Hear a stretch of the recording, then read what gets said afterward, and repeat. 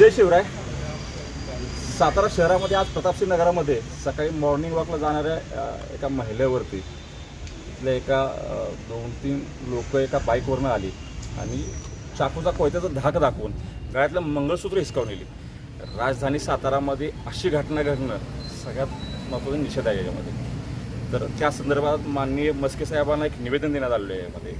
राजधानी सातारा शहरामध्ये जर अशा घटना घडत असतील तर पोलिसांनी पोलिसा खाक्यात दाखवत त्यांची धिंड काढली पाहिजे, त्याचं चांबडं काढलं पाहिजे. एखाद्या महिलेवरती जर असा प्रकार जर करत असेल तर त्याची धिंड काढून त्याचं चांबडं काढून त्याची जी शिक्षा कायद्याने देईल ती देईलच, पण पोलीस म्हणून जे करायचं आहे ते तिने पोलिसांनी करावे अशी विनंती केली आहे. पोलिसांनी बी त्यांचा तपास निर्माण केला आहे.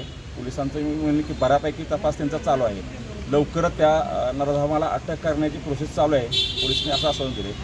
मीही आपल्या माध्यमातून रक्षक प्रतिष्ठानच्या प्रत्येक मावळ्याला हे आवाहन करतो की अशा कुठली घटना घडत असतील तिथं तात्काळ त्या महिलेला असो किंवा कुठलेही अन्याय होत असेल तर त्या मावळ्याने जावं व त्या व्यक्तीचा जीव वाचावं.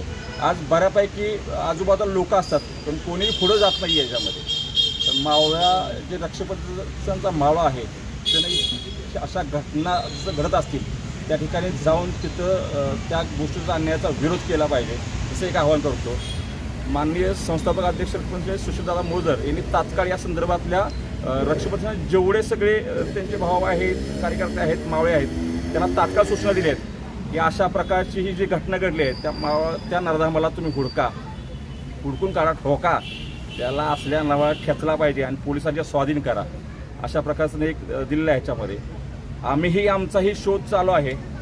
इथून पुढच्या काळामध्ये त्या नराधमाने किंवा अशा गोष्टीने लक्षात ठेवावं की अशा घटना जर घडत असतील तर तिथं रक्षक प्रतिष्ठानचा मावळा तुमच्या समोर असेल आणि तो मावळा तुमची काय हालत करेल ते त्यावेळी कळेल. एवढंच मी सांगतो. मला जय शिवराय.